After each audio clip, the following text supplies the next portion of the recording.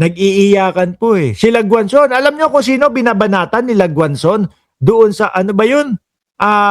Vox Populi na ano nila, channel nila, doon sa Seminay. Naman si Browner kung makadefend. Ang putik naman yun, ano? Ang dami mong babanatan, di ba, chess master? Ang dami mong babanatan, si General Bronner pa. Si General Bronner na nagpapanatili ng kaayusan, nagpapanatili ng katahimikan, nagpapanatili ng kapayapaan sa Pilipinas at nagpapanatili ng depensa ng Pilipinas, lalong-lalo na po pagdating sa West Philippine Sea. Ang dami mong babanatan, si Bronner pa. Kung kami, nakikita namin, sumasaludo kami doon sa pagdepensa ni General Bronner ho, para hindi po maagaw ang ating mga karagatan, ang ating mga lupain. Tapos babanatan ninyo diyan si General Bronner. Anak ng putik talaga tong mga tao na to. Oh. Sige nga, bakit? Ano nasabi mo kay Bronner? Tingnan niyo naman si Browner kung makadefend. Aba, isusubok po tayo dun sa gera ng China sa Taiwan. Ay, ginoo ko, Browner! Ako po, wala naman akong alam na ganun na narinig. No? Baka kayo-kayo lang ang nakaisip niyan.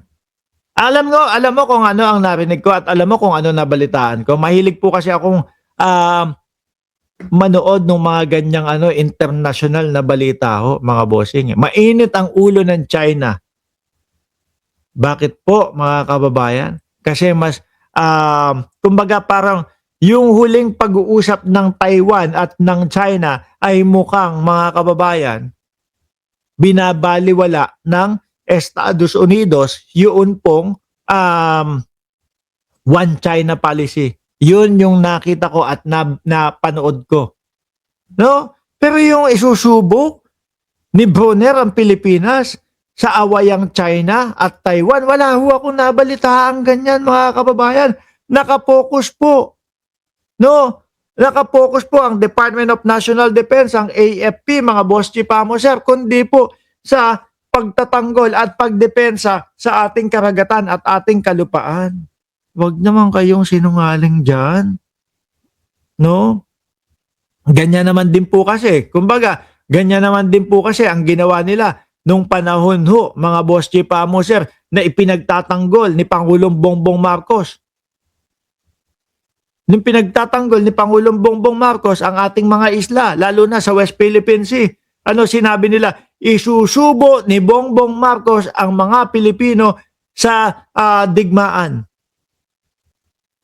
Bakit hanggang ngayon wala pa ding digmaan na nangyayari?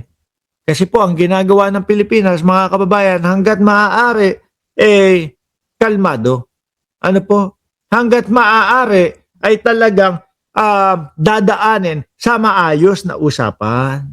Di ba? Sabi ni Ma'am Neng Gigi, mga DDS talaga galit sa mga matitinong politiko na nagseserve sa bansa.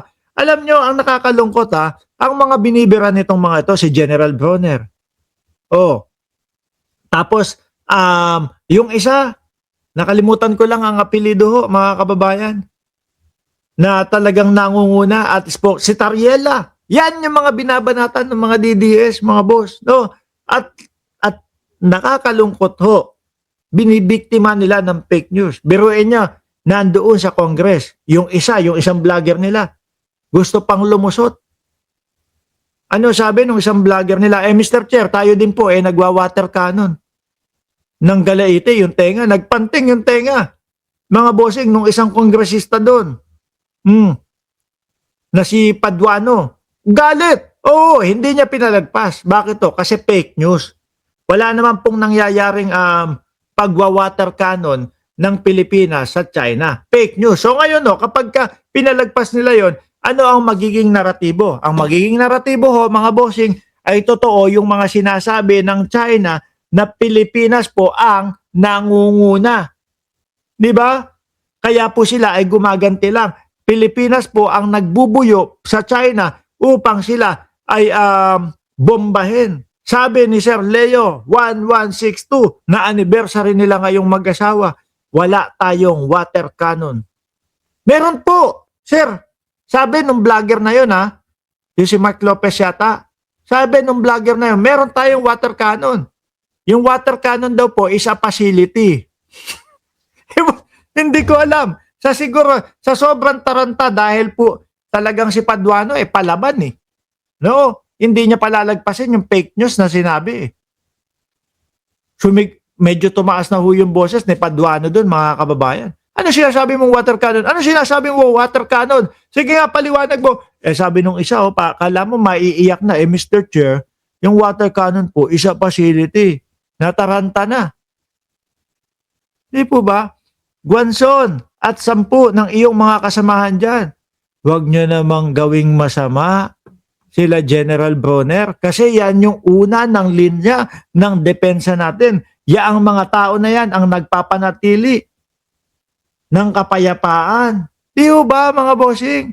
Para sa ating bansa. Tapos kayo pa yung dudurog sa kanila. Kayo pa yung mga magpe-fake news sa kanila. O di ba? O tuloy.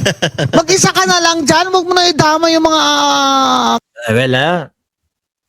Kayo talaga duwag. Ako ho mga bossing, chipa mo sir, kung sakali ho mga kababayan na talagang wala na tayong choice, wala na tayong magawa.